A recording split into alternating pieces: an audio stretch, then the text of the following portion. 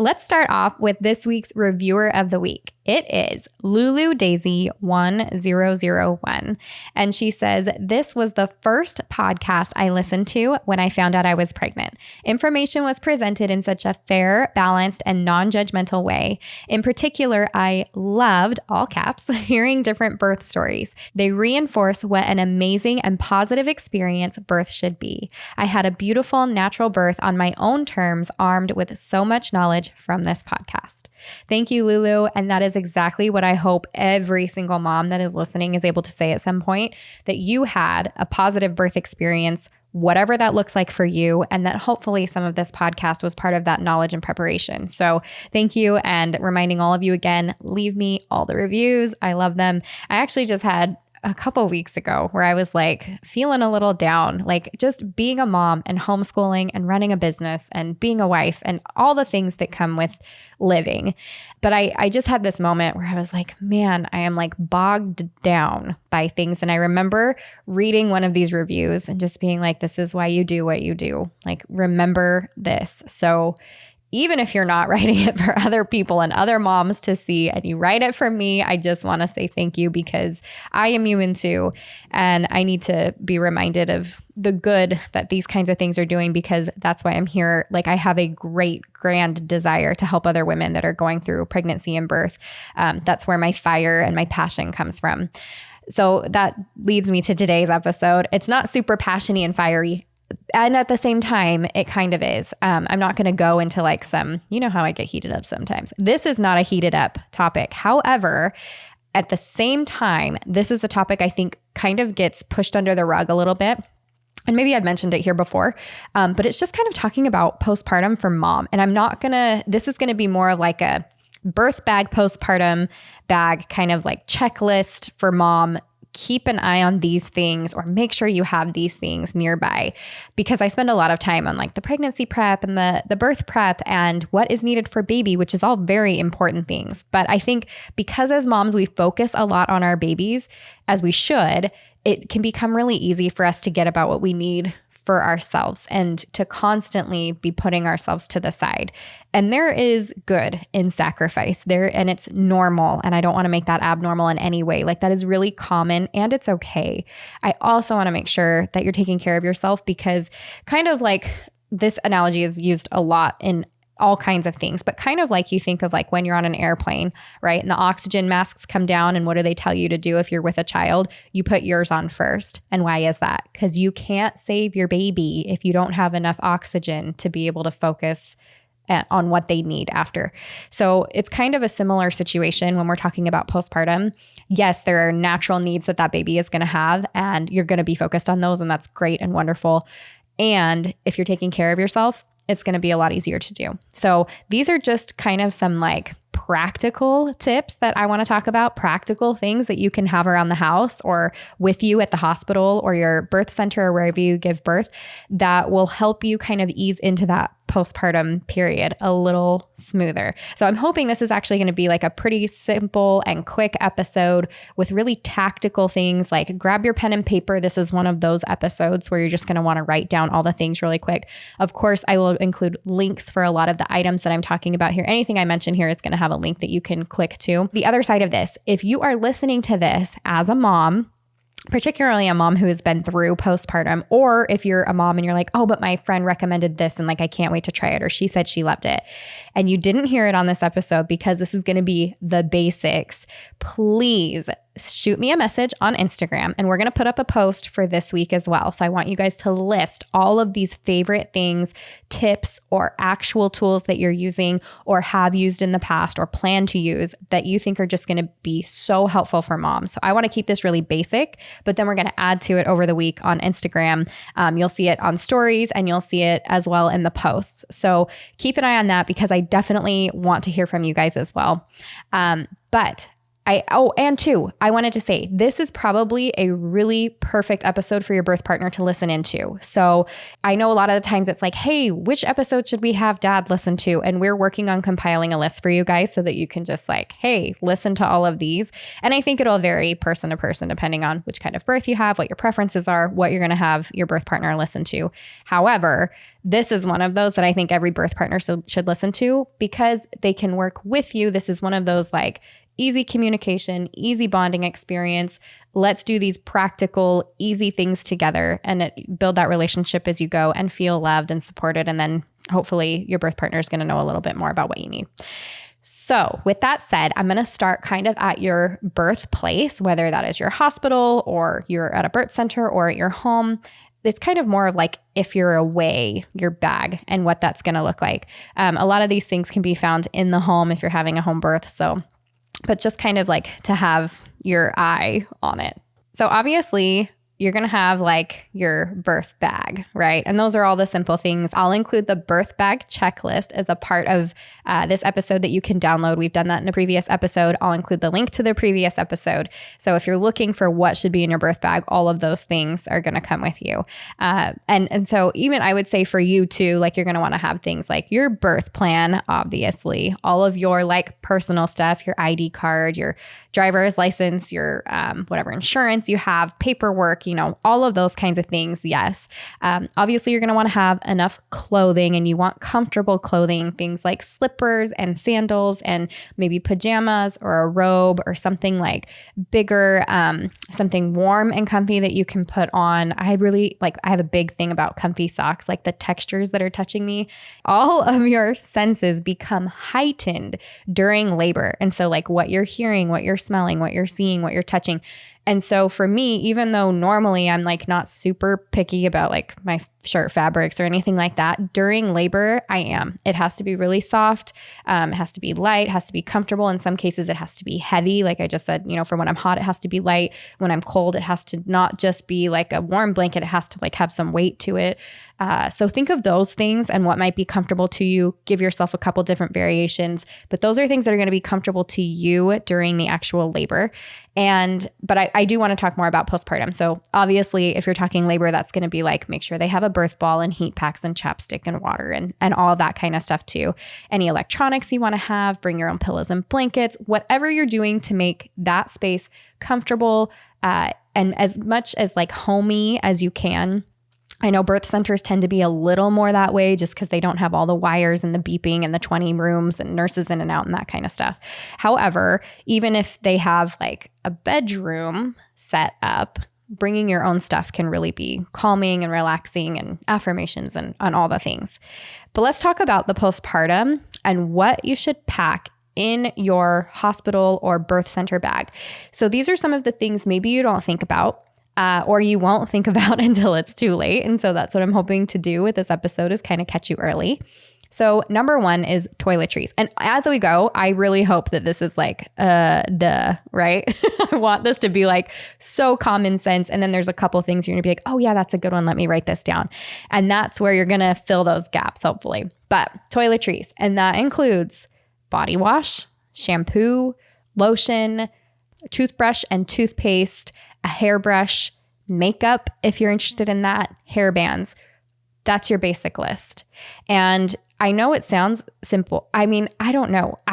Maybe I treated it too much like a hotel with my second birth. I legitimately thought they would just have things like travel, shampoo, and conditioner ready to go for after somebody gave birth. Like people take showers or need to shower at the hospital. I'm fully aware of that. So like, why was that not provided? So I had to borrow my roommate's these toiletries.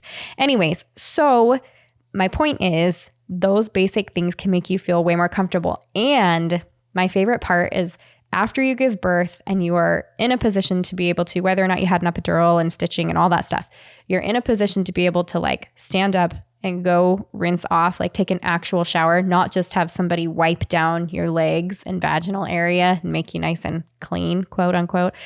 My favorite part, and I would say like bring the fancy stuff, and it doesn't have to be expensive fancy stuff, but like bring the stuff that like smells really good, just like delicious to you. Like when you smell it, you're like, this is everything I ever wanted in a scent.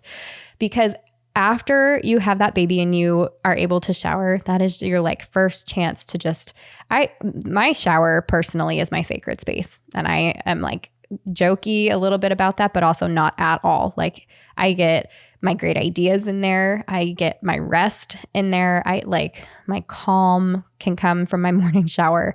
So imagine that after the chaos and awesomeness of having a baby, like take a moment for yourself and bring the good stuff. Okay, those are your toiletries. And I'm sure I'm missing things. So you guys, I said this was going to be basic. Clothing, what you bring with you to the hospital. Now, mind you, I have some sister-in-laws who I was clearly told like they gave birth and walked out of the hospital wearing the pants that they start like before they were pregnant. So I'm like, I'm tiny. I'm definitely bringing those pants. And I did. And I was smart enough to bring a backup pair because there was no chance I was making those at my thighs. So if that's you, go ahead, bring the vanity pants. That sounds great. Plan on the stretchy pants too. The majority of us are going to fit the stretchy pants. And whether or not you go in expecting to have a cesarean, should you need a cesarean, you want to have something that's not going to be hitting directly on a new cesarean scar area or incision in this case.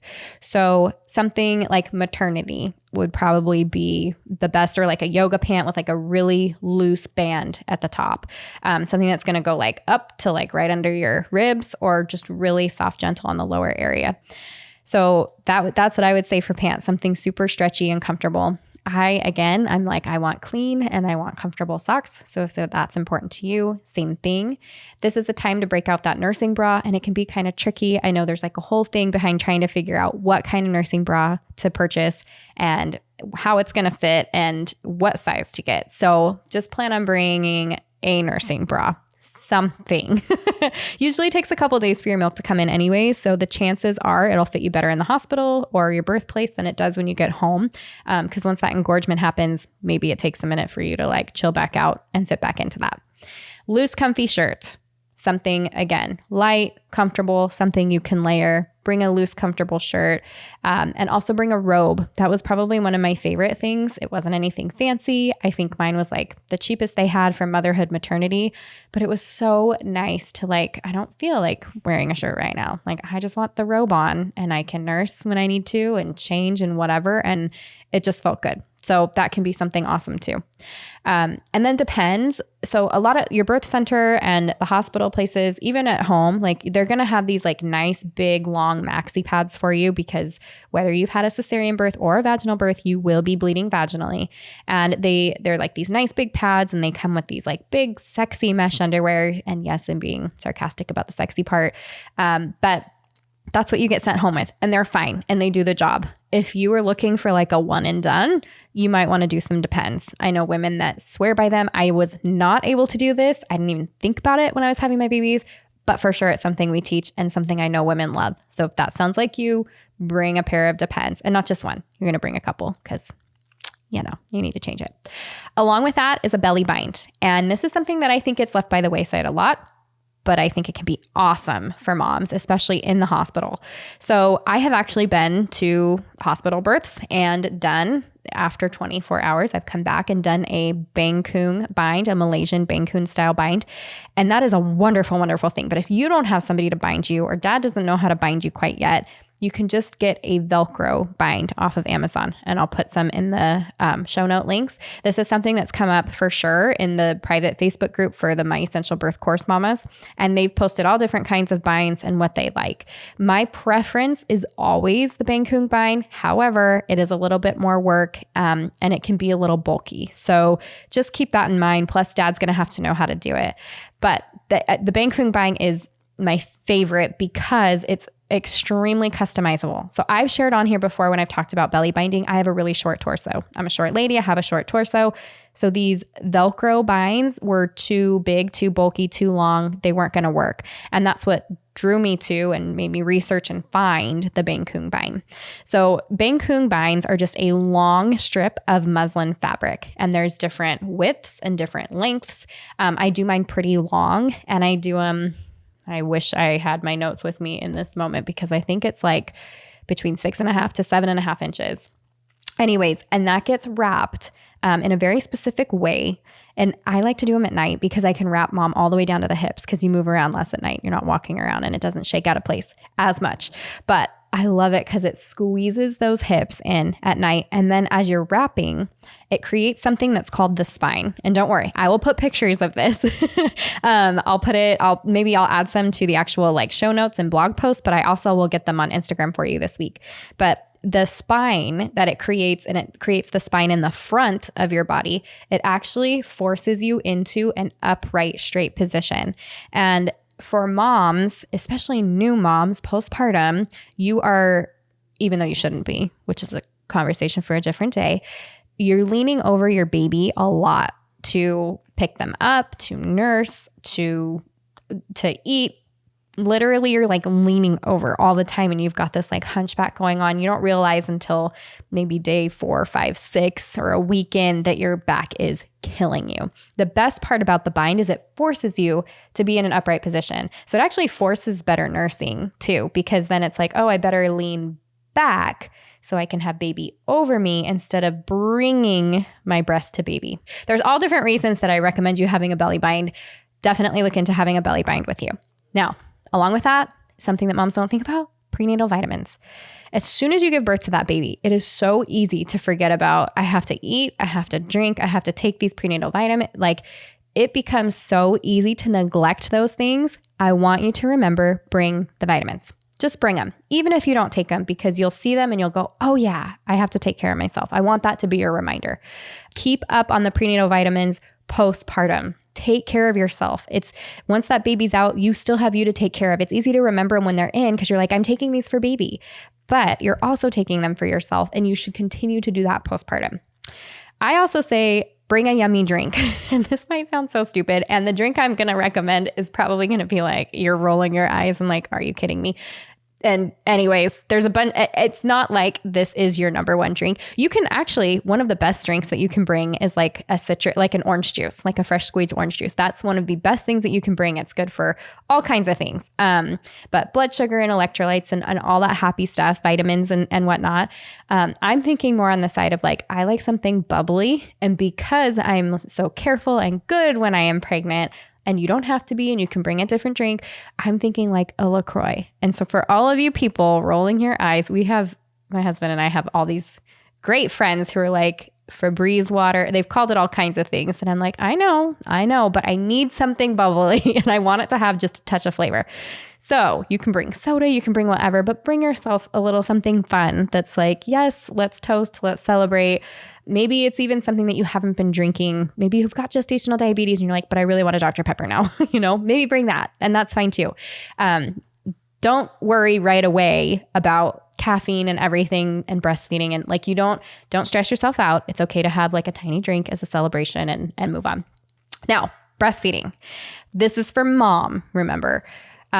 So yes, there's tons of stuff we can bring for baby and they're going to need all this, whatever, but things for mom's comfort are like bringing a boppy, or like, cause it's just this like nice comfy pillow that you can use right away. And you're not trying to get all the pillows situated. It's like, here is your relaxation pillow so that you can breastfeed your baby.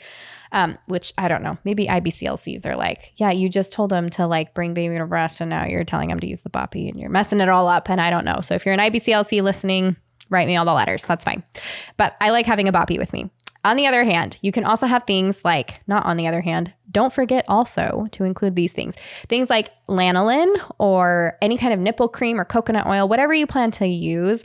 Yes, oftentimes the hospital or birth center is going to have those things. Maybe they don't. Whatever the case, just make sure you have a little bit with you, because the earlier you start introducing that as soon as you begin nursing, the less chance you have for like bleeding, cracked, or really uncomfortable nipples moving forward. Now, of course, again, for the IBCLCs listening, bleeding, cracked nipples are an entirely different issue. But my point is, it's going to be raw. It's going to be sore. And just imagine like it's a very sensitive part of your body, and then it's going to have like constant suction on it. So just be prepared. You're going to want to cool that area down, I guess. And along with that, breast pads. So whether or not that is the throwaway breast pads, or you have, like they have the fabric ones, which I guess, conversation for another day as well. But those can, lead to yeast infections and whatever. I personally used them and didn't have a problem. But and whatever kind of breast pad you plan to use, you can bring those with you as well, because that if your breast milk does come in right away or whatever, and you start leaking all over the place, it's just nice to have something to catch it really quick. So, and whether or not, there's like the breast pad and then there's like the ones that you can put in there and they like catch the milk and you can use it again. I think Medela has them and some other brands. So that's something that you can consider as well. Those are the things that I think you need at your birthplace that I think are going to be really helpful for you postpartum. Now, I want to run through a quick postpartum checklist for mom at home. I feel like the hospital stuff or like the birth center stuff, that's like the things that we expect to hear. Some of this, I hope, is going to be like, oh, I'm so glad she said that. So stick with me, because that's what I'm hoping to do for this episode. This is kind of your postpartum checklist. Number one, and it's in no particular order. So the first thing I'm talking about are diaper stations for mom. For mom. Now, we know what needs to be in it for baby, right? You're going to need diapers and wipes and butt cream and whatever else we choose to put in there. But for mom, these are your diaper stations. This is not for when you change your baby's diaper. These are for when you change your diaper, because for a minute, you're going to need a little help. And this is what I want you to have. So it's whatever pads you're using, or depends that you're using. You're going to make sure you have plenty of different options in there for yourselves, and enough that you don't have to be getting new stuff all the time. Make sure that you have your peri bottle. You should have gotten this from your birth center, even if you're at a home birth, definitely if you're at a hospital. But even if you're at a home birth, this is something that comes in like the midwifery bag or like your home birth kit. That's definitely something you need to have. The peri bottle is so that you can spray it on yourself it's basically, instead of using toilet paper, use that to wipe. If you're pooping, obviously, sure, spray it down with the peri bottle, but you're probably going to wipe the back part. But a peri bottle is like a must, and just use it, because I didn't. And I didn't know what it was for until after I had all my kids. So you're welcome. Enjoy it. Perineal spray. This is something that I like to give out as a doula. This is, it's a calming, soothing, healing, comforting spray. And it can be made of different kinds of herbs and witch hazel and whatnot. There is Earth Mama Angel Baby, I think, makes one that I know is really popular. They have a balm as well. So something to soothe the perineal area. I like the spray because it's just like a quick spritz and there you go. Wakes you right up, right? Maybe keep it in the fridge. I don't know why I didn't think of that till right now. Keep it in the fridge. But then it won't be at your cart. No, just keep it in your diaper station. That is me thinking right now out loud. You're welcome. The other thing that you're going to want to include is, if you're thinking of it or you're prepared for it, is padsicles. And that's something, it's probably for the first week or two, you're just going to love having these. You're going to have to prep them before you go into labor. That's something you're going to have to grab on the way to, I usually say you do it. You don't have to change a padsicle every time you go to the bathroom. So it's not necessarily just a diaper station thing. It's more of like I get out of the shower, or after I do my sitz bath, I get out of the shower, or I get out of the sitz bath, and I'm going to put that on right away. And it's going to feel really, really good. But padsicles are going to include something like aloe vera, some witch hazel and lavender, whatever herbs and stuff you plan to put on there. But you basically get a ton of pads, lay them out, put all that stuff on there, and it has water in it as well. You roll it up or put it together, however you do it, and then you freeze them. That way, when it's time, it's like padsicle, popsicle, right? It is frozen. It feels good. It is so soothing to that area. That area is swollen, just ice, all the things. It's going to be feeling really, really good. Along with that is all the stuff that you're going to want for a sitz bath. So that's your Epsom salt, whether or not you choose to have the sitz bath. They have them that they just fit inside of the toilet, and you literally set your perineum on it. You can also just fill the tub just hip height with really warm water. Remember, you've just had a baby, so you don't want hot water all the way on your abdomen, because it's going to encourage bleeding, and we're trying to not have you bleed too much postpartum. But if you do the sitz bath and you do hip height water, really warm with some Epsom salt and baking soda, it can feel really, really soothing. And then you get out and you use your padsicle. The other thing to include is underwear. So if you're using pads or using something else, make sure that you have some extra changes of underwear at your diaper station, so that you can, if you bleed over or whatever, you're not like, hey, honey, if you're anything like me, can you bring me more underwear? You'll be ready to go. You'll have some different changes of underwear, and that'll be really great. The other thing I think will be really helpful to have is the EPDS, or the Edinburgh Postnatal Depression Scale. And this is something, I'll include a link. You're just going to print it out. You can put it on the fridge. You can put one in your diaper station. You can put one at your breastfeeding station, which we'll talk about in a moment. But it's something that is really quick reference that when you're just out of it and you're tired and whatever, and you're like, oh yeah, I'm supposed to, like, seeing these things, like I'm supposed to feel a certain way or like not be this tired, or, you know, and it just is a quick overview. It's a scale for moms for postpartum or postnatal depression.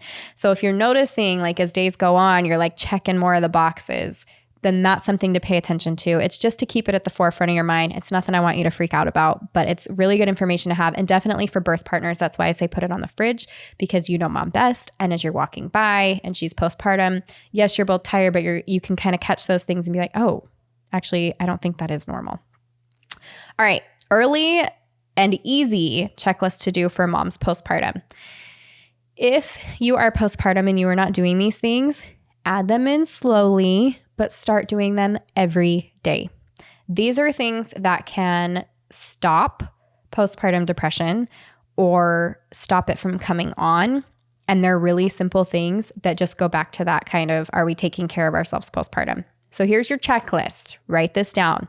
You should be getting outside in the sun for 20 minutes a day.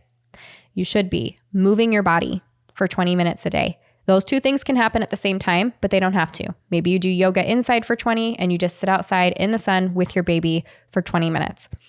That's great. They can be separate. They can be together. Take your prenatal. I know I mentioned that, but taking your vitamins is really important. And along with that, make sure that you are drinking plenty of water, especially as you're breastfeeding. That's something that I'll talk about in a moment, should be at your breastfeeding station, is tons of water, because you get really thirsty when you breastfeed. But make sure you're drinking plenty of water. It should be at least half of your body weight in ounces of water. So if you are 100 pounds, you would drink 50 ounces of water a day. So that's just like an easy way to keep track of it. And then stick to your high protein, well-balanced diet, because even though that baby is out, you still have to take care of yourself and your nutrition. So just whatever you were doing with baby, the high protein, well-balanced, continue to do that. And then take at least 5 minutes a day to talk to an adult about how you're feeling. 5 minutes, make sure it's an adult, like your husband, your birth partner, your mom, whoever is coming over to talk to you, your postpartum doula, whatever. Make sure that you are talking to somebody out loud about how you're feeling. That is your daily checklist. Keep that in mind. Keep it close. It is simple, but it gets forgotten or mixed up really, really quick and easy. Belly bind. I know I said that for the postpartum at the hospital or your birth center. I'm going to say that here too. Once you're home, if you were using the Velcro bind and you're ready to do like a Bangkung bind, I recommend doing the Bangkung. Either way, bind that belly. Same thing again with like the clothing. Make sure you have comfortable clothing at home and enough changes that you're like able to change and not have to do laundry right away. So that's your nursing bras, big comfy pants, the robe, all that kind of stuff. And then let's talk about the breastfeeding stations. So I mentioned your diaper stations for mom, breastfeeding stations also for mom. So yes, we've got the breastfeeding stuff for the baby, burp clots, all that kind of stuff. For mom, it's that lanolin or nipple cream. And remember, this is your basics list. Breast pads, breast shields or whatever, because originally I don't say, bring that necessarily to the hospital unless you've had a baby with that issue before. Like otherwise they typically have them at those locations or you can get one really quickly. But breast shields or whatever else you need to help feed your baby. And that's good for obviously mom's breast and everything. Comfy pillows, or like I said, like a nursing pillow, whether that's the My Breast Friend or the Boppy, whatever you're going to use to be able to nurse your baby comfortably. A chair that you can lean back in, because again, you are supposed to bring baby to the breast, not breast to the baby. And if you can lean back a little bit naturally, it's going to help encourage that motion. And then food and water. You guys, you get like the second that baby latches and you were like, I've never been so parched in my life. Like where I am in the middle of the Sahara Desert, I can feel it. Like you cannot breathe. You are so thirsty. And once that baby is latched, especially when you are a first-time mom, you are like, I'm not moving. I will die here until this baby is done. And it's likely you're going to be there for 45 minutes. So unless you have somebody at your beckoning call every couple minutes, make sure you have food and water. Just make sure anyways. Food and water you should have at your station. And that is whatever your favorites are. So whatever yummy snacks you want. And I know, like, seriously, gummy snacks and granola bars and whatever else. Yes, you can add in like good protein and the meat and cheese and crackers and whatever, like a hard-boiled egg. Make sure that you have snacks at that location and include a treat. You might be there for over an hour, you know? So trail mix, whatever, easy to eat, something really fun, yummy, delicious. And then lots of water. And then I always say have a phone charger there, like grab an extra one. They're on Amazon for like $5 to $10. Grab an extra phone charger because chances are you're going to be tired, you'll be disconnected, you're going to breastfeed, you realize your phone is dying and you'll be so bummed, right? Because that's your time to like check in with everybody or whatever. And maybe you don't want to use your phone and that's great too. Put it down, focus on baby, that's wonderful. But should you want to, even to text your dear spouse that you need whatever, then you have it on you and it's no big deal.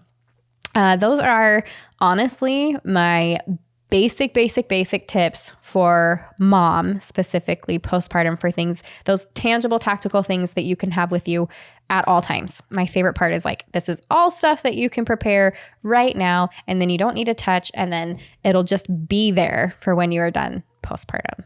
Remember, these are things specific for mom, so I didn't go over whatever you might need or want to have at those stations. For example, for baby, things like I liked to clip my baby's nails when I was breastfeeding. So maybe I'd have a little baby nail clipper there or whatever. My point is, this was all for moms. And so again, this week when we post the Instagram post on stories and on posts, I want you guys to tell me what things are your absolute favorite, what you couldn't do without, your favorite like product or brand names or whatever, that as I'm talking about these things, you're like, oh yes, find it here. Like I know even in our private Facebook group, it's like, oh, what about the like robes for labor? Like there's been some awesome robes for labor, same for postpartum. So there's just, I think sharing that information is super fun. But if you guys have any other ideas that come to you, you can email at hello@myessentialbirth.com. You can also send a DM to @myessentialbirth on Instagram. And yeah, I hope this was helpful for you guys, and I will see you next week.